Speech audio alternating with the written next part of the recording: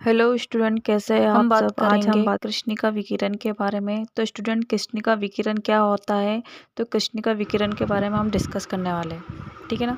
तो स्टूडेंट, आपको दिख रहा होगा ब्लैक बॉडी रेडिएशन। क्या दे रखा है? ब्लैक बॉडी रेडिएशन या कृष्ण पिंड। क्या बोलते हैं? कृष्ण पिंड बोलते हैं। ब्लैक बॉडी शब्द का प्रयोग सन 1860 में गुस्ताव किरचॉफ द्वारा किया गया था। स्टूडेंट, पहले की बात है, ये ब्लैक बॉडी विकिरण को थर्मल विकिरण, गुहा विकिरण, पूर्ण विकिरण या तापमान विकिरण भी कहा जाता है। स्टूडेंट, अगर हम बात करें कि काला तारा, जैसे कि आपने सोशल साइंस में पढ़ा होगा, काला तारा या लाल पिंड, इसके बारे में आपने पढ़ा होगा। तो इसमें दे रखा होगा जैसे कि ब्लैक पिंड। क्या दे रखा है? ब्लैक बॉडी रेडिएशन विकिरण या काला पिंड। जैसे कि हम काला पिंड की बात करें तो हमारा यहाँ क्या है? पिंड है। क्या है? पिंड है जो प्रकाश की किरणों को क्या करता है? अवशोषित कर लेता है। क्या कर लेता है? प्रकाश को अवशोषित कर लेता है, और जिन किरणों को अवशोषित करता है उन्हीं को वापस उत्सर्जित करता है। क्या करता है? ये ब्लैक बॉडी जो रेडिएशन दे रखा है स्टूडेंट, इसमें जो क्या करता है, वो प्रकाश को किरणों को अवशोषित कर लेता है, और फिर क्या करता है? जितनी किरणों को अवशोषित करता है, पुनः उतनी ही किरणों को उत्सर्जित कर देता है। तो इसको हम काला पिंड भी कहते हैं। क्या कहते हैं? काला तारा या काला पिंड भी कह सकते हैं। स्टूडेंट, अगर इसमें हम बात करें कि जो काला पिंड होता है, क्या है? जो काला पिंड होता है वह ब्लैक बॉडी रेडिएशन कह सकते हैं इसको। क्या कह सकते हैं? Black body radiation. अगर इस काला पिंड की बात करो स्टूडेंट, तो कृष्णिका विकिरण अक्सर ये 2 नंबर में पूछा जाता है। कितने नंबर में पूछा जाता है? 2 नंबर से क्वेश्चन पूछा जाता है। और यहाँ एक आदर्श विकिरण। क्या है? एक आदर्श पिंड है बोल सकते हैं इसमें, जो इससे जितनी प्रकाश को उत्सर्जित करना है उतना ही क्या करता है? ये अवशोषित करता है, उतना ही क्या करता है? उत्सर्जित करता है। तो स्टूडेंट, जो काला पिंड है, क्या है? काला पिंड है। और इसको नाम क्या था? पिंड मतलब काला पिंड। क्या है? काला पिंड। और जहाँ ये क्या करता है? प्रकाश को अवशोषित करता है। क्या करता है? प्रकाश को अवशोषित करता है, और उस उतना ही प्रकाश को क्या कर देता है? उत्सर्जित कर देता है। जो एक काला पिंड होता है, जितने प्रकाश को अवशोषित करता है उतने कोई क्या कर लेता है? उत्सर्जित कर लेता है। और इसे हम जितना कह सकते हैं कि इसमें जितनी मात्रा में अवशोषित करेगा उतना ही उत्सर्जित करेगा। तो स्टूडेंट, कह सकते हैं कि एक प्रकार से क्या है? एक आदर्श कृष्णपिंड है। क्या है? एक आदर्श कृष्णपिंड है। जैसे कि मैंने इसको डायग्राम में भी शो कर रखा है कि जो जितना कृष्णपिंड रहता है, जितने प्रकार को अवशोषित करता है, जितने प्रकाश को अवशोषित करेगा, वह उतने ही प्रकाश को क्या कर देता है? उत्सर्जित कर देता है। क्या कर देता है? उत्सर्जित कर देता है। तो इस टाइप से हम कह सकते हैं कि यहाँ एक आदर्श कृष्णपिंड है। क्या है? जितने उत्सर्जित प्रकाश को कर रहा है, तो वह प्रकाश जो पिंड होता है, कैसा पिंड कहलाएगा? आदर्श पिंड, आदर्श कृष्ण पिंड कहलाएगा। Clear student? दे रखा है इसमें जो ब्लैक बॉडी रेडिएशन के बारे में हम पढ़ रहा है, वो लाल प्रकाश को उत्सर्जित कर देता है।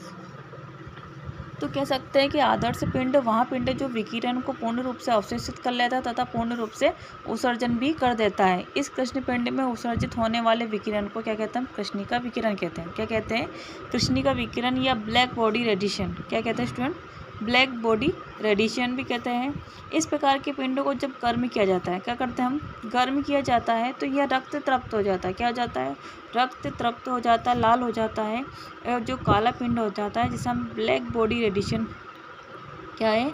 ब्लैक बॉडी रेडिएशन कह सकते हैं, ये ब्लैक बॉडी काला पिंड कह सकते हैं। तो स्टूडेंट, जो ये काला पिंड होता है, जितने दूसरे शब्दों में कहा जा सकता है कि ये लाल प्रकाश को क्या कर देता है? उत्सर्जित करता है। क्या करता है? लाल प्रकाश को उत्सर्जित करता है। जैसे ही ताप और बढ़ाया जाता है, क्या करते हैं? जैसे ही ताप बढ़ाया जाता है तो उसमें उत्सर्जित प्रकाश रंग में परिवर्तित हो जाता है। किसमें परिवर्तित हो जाता है? रंग में परिवर्तित हो जाता है, और वहाँ लाल से पीला और पीले से सफ़ेद होते हुए अंत में नीला हो जाता है। ठीक है स्टूडेंट? तो रंगों में जो परिवर्तन हो जाता है, जब ये तक का ताप काफ़ी अधिक हो जाता है, क्या कहते हैं? जब तक ये अधिक ताप हो जाता है, तो जिसका अर्थ है कि उत्सर्जन विकिरण का तापक्रम में भी क्या होगी? वृद्धि होगी।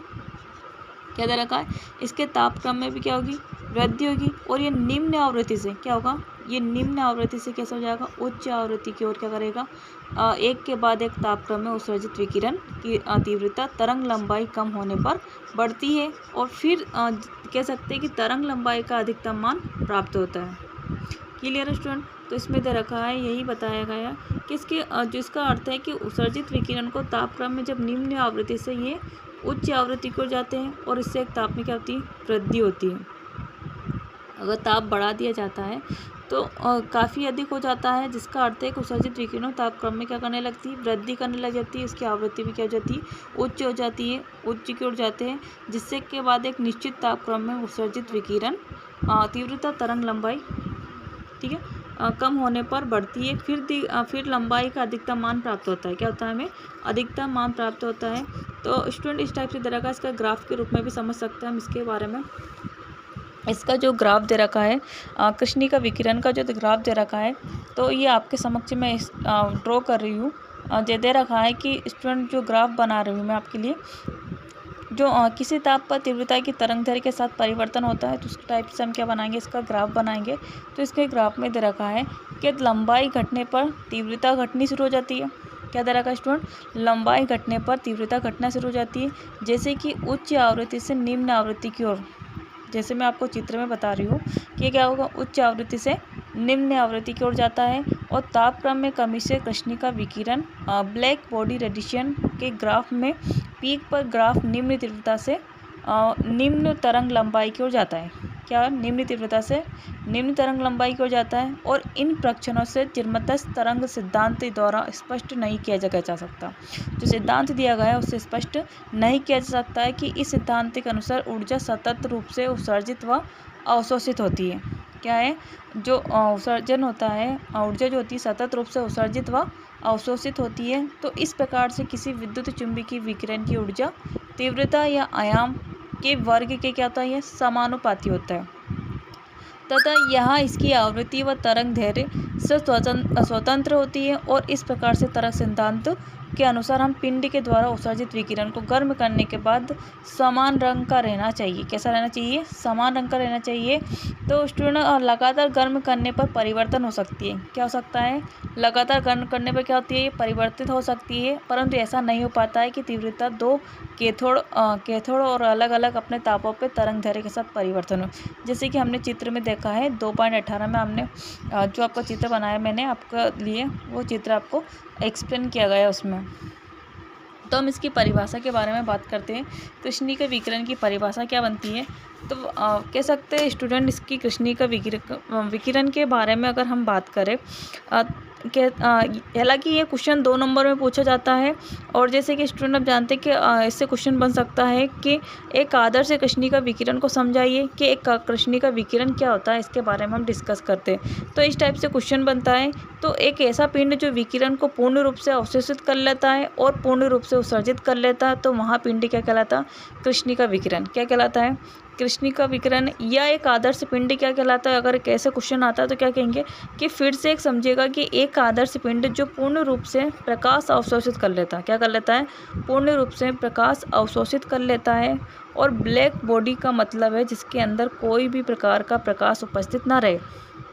ठीक है स्टूडेंट, ब्लैक बॉडी का मतलब क्या होता है कि जिसमें कोई भी प्रकाश उपस्थित नहीं हो, ब्लैक बॉडी कहलाएगी। तब भी वहाँ काला होगा। क्या होगा, तब भी वहाँ कैसा होगा, काला होता है। यानी कोई भी पिंड है वो अपने अंदर कोई भी प्रकाश नहीं है रखता है, तब वहाँ काला दिखेगा। जैसे आप देख रहे होंगे कि दिन के समय में पूरा उजाला दिख रहा है। कैसा है, दिन के समय पूरा उजाला दिख रहा होता है, लेकिन रात के समय अगर कोई प्रकाश नहीं दिखता है तो काला दिखने लगता है। तो ऐसा पिंड अवशोषित करे तो यानी प्रकाश किरणों को अवशोषित कर ले तथा फिर उसे पूर्ण रूप से उत्सर्जित कर दे, तो वहाँ आपका आदर्श कृष्ण पिंड कहलाएगा। क्या कहलाएगा स्टूडेंट, आदर्श कृष्ण पिंड कहलाएगा। अगर फिर से उस पिंड से उत्सर्जित होने वाली जो विकिरण है तब उसे कृष्णिका